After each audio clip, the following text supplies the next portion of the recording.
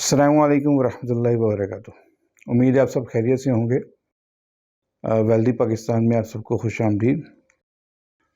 तो वेल्दी पाकिस्तान के बारे में तारुफ आपको पहले भी कराया था कि इन्फ्लेशन से बचने के लिए ये एक सेगमेंट तैयार किया गया है कि मैं और आप इन्फ्लेशन से बच सकें और अपने माशी मामलात को बेहतर तरीके से निपटा सकें, अच्छे तरीके से इसको डील कर सकें। तो आज का जो मौजू है वो मोटिवेशनल स्पीचेज़ हैं। मेरे भाइयों, नोयत ये है कि जितने भी मोटिवेशनल स्पीचेज़ हैं, बेशक कोई शक नहीं, जब भी मोटिवेशनल स्पीच हम सुनते हैं तो एक जज्बा उभरता है। हम लोग जज्बाती होते हैं और जज्बाती होने के बाद अमल करने का इरादा रखते हैं। मेरे भाई, हम ये कर तो लेते हैं, लेकिन इसके बाद जो मसला आता है कि एक जो जज्बा बूस्ट अप हुआ एक लेक्चर सुन के या दो लेक्चर सुन के, उसके बाद हम उससे कट ऑफ हो जाते हैं और कट ऑफ हो जाने के बाद हमारे अंदर वो जज्बा उतना नहीं रहता। तो हमारे अंदर ये जज्बा बरकरार रहे, इसके लिए ज़रूरी है कि हम एक तो मोटिवेशनल स्पीचेस के साथ साथ जो ऐसे लोग हैं, हीरोज़ हैं, उनको हम फॉलो करें। हीरो मीन्स ये बॉलीवुड के हीरोज़ की बात नहीं कर रहा, ना ही ये क्रिकेट स्टार्स की बात कर रहा हूँ।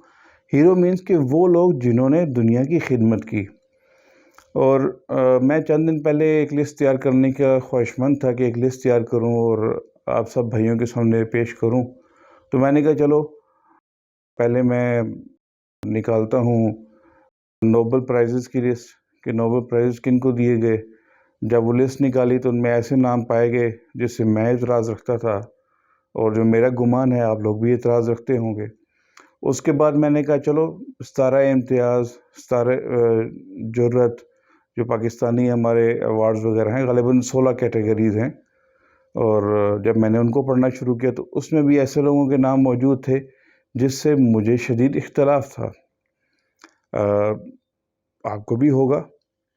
तो किस्सा मुख्तसर नतीजा ये निकला कि मुझे ये कहीं पे एक सॉर्ट हुए हुए एक तरतीब के साथ नाम नहीं मिलने वाले जो मोटिवेशनल पर्सनैलिटीज़ हैं। तो मोटिवेशनल पर्सनैलिटीज़ के मुतल्लिक़ इंशाल्लाह एक वो भी सेगमेंट का इरादा है मेरा।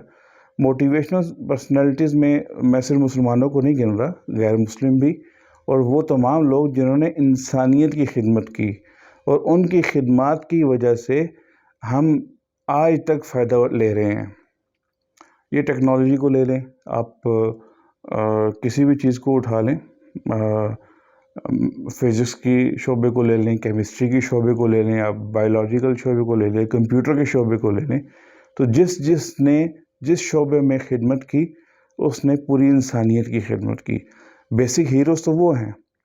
तो होना ये चाहिए कि मोटिवेशनल पर्सनैलिटीज़ को हम अपना आइडियल बनाएं, आइडियल बना के अपना एक ट्रैक डिसाइड करें।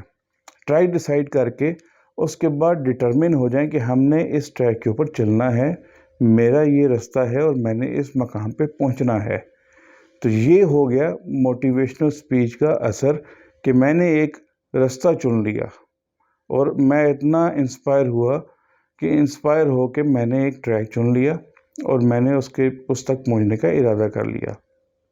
अपने मुल्क के लिए कुछ करने का इरादा कर लिया, कौम के लिए कुछ करने का इरादा कर लिया, इंसानियत के लिए कुछ करने का इरादा कर लिया। तो ऐसे मोटिवेशनल पर्सनैलिटीज़ को हम फॉलो करने वाले बन जाएं, उनके रास्तों को अपनाने वाले बन जाएं। तो उम्मीद है इंशाल्लाह आपको बात पसंद आई होगी। और दूसरी चीज़ ये कि इसमें एक और चीज़ हो रही है, हम मोटिवेशनल स्पीकर्स को जो सुनते हैं, अक्सरियत को मैंने ये नोट किया है, वो मोटिवेशनल स्पीचेस दे के सिर्फ़ और सिर्फ अपनी पर्सनैलिटी को बना रहे हैं कि उनकी पर्सनैलिटी मशहूर हो जाए। और ऐसी चीज़ों से मेरे भाइयों परहेज़ करनी है कि जो लोग अपनी पर्सनैलिटी के चक्कर में लगे हुए हैं उनसे हमने इज्तनाब करना है।